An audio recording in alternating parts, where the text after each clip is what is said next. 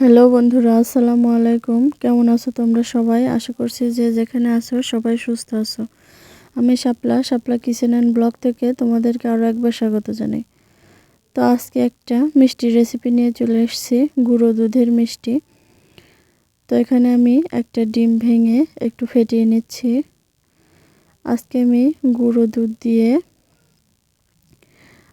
এই মিষ্টিটা বানাবো। ভিডিওটি দেখার শুরুতে একটা লাইক দিয়ে দেখা কন্টিনিউ করো। তো ডিমটা ফাটানো হয়ে গেলে এখানে আমি একটা বোল নেব, আর বোলে নিয়ে নেব হাফ কাপ পরিমাণ গুঁড়ো দুধ। এখানে আপনারা যে কোনো ফুল ক্রিম দুধটাই ব্যবহার করতে পারেন। আমি এখানে হাফ কাপ পরিমাণ গুঁড়ো দুধ নিয়েছি, আর স্বাদ মতো লবণ দিয়ে এটাকে আমি একটু মিশিয়ে নিচ্ছি। এটা মেশানো হয়ে গেলে আমি অল্প অল্প ডিম এতে অ্যাড করব, আর এটা একটু মেশাতে থাকবো এভাবে। আমার সম্পূর্ণ একটা ডিম লাগবে না, তো আমি এভাবে অল্প অল্প করে অ্যাড করব আর ডোটা তৈরি করব।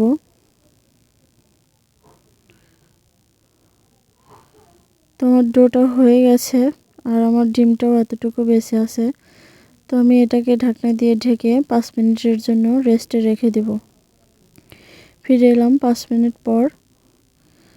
ডোটা অনেকটাই সেট হয়ে গেছে। এখন হাতে তেল মাখিয়ে পছন্দ মতো শেপ দিয়ে আমি এটাকে তৈরি করে নেব। আমি এখানে একটু লম্বা করে শেপ দিচ্ছি, আপনারা চাইলে গোল গোল করেও এটা করে নিতে পারেন। আমি একটু সাইজে বড় করে এটা তৈরি করব। এখানে আমি যতটুকু করব তার চেয়ে ফুলে ডবল হবে, তো আপনারা সেই আন্দাজ করে এরকম করে বানিয়ে নেবেন। তো আমি সবগুলো এরকম করে বানিয়ে নিচ্ছি।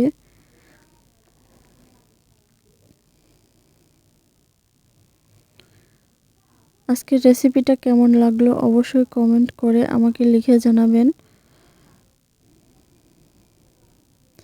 তো আমি সবগুলো এভাবে তৈরি করে নিলাম। এখন আমি চুলাতে দুধটা জ্বালাতে বসিয়ে দিয়েছিলাম। দুধটা যখন এভাবে ফুটে উঠবে, আমার আগে থেকেই দুধটা অনেকটা জ্বালানো ছিল। তো দুধটা ফুটে ওঠার পরেই আমি মিষ্টিগুলো এর মধ্যে দিয়ে দিব। আমি এখানে 700 গ্রাম দুধ আর পরিমাণ মতো চিনি আগে থেকেই জাল করে রেখেছিলাম। মিষ্টিটা আপনারা আপনাদের স্বাদ অনুযায়ী নেবেন।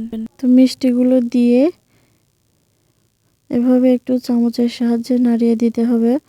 অবশ্যই হালকা হাতে এটা নাড়াতে হবে, না হলে ভেঙে যাবে। এভাবে দুধটা একটু উপরে তুলে মিষ্টির গায়ে গায়ে উপরে দিতে হবে, তাহলে সমানভাবে এটা ফুলে উঠবে। তো আমি লো হিটে ঢাকনা দিয়ে ঢেকে কিছুক্ষণ এভাবে রেখে দিব। তবে খেয়াল রাখবেন দুধটা যেন উতলে না যায়। আমারটা প্রায় উতলে এসেছিল। তো মাঝে মাঝে এভাবে ঢাকনা খুলে একটু নেড়েচেড়ে দিতে হবে, তবে সাবধানে।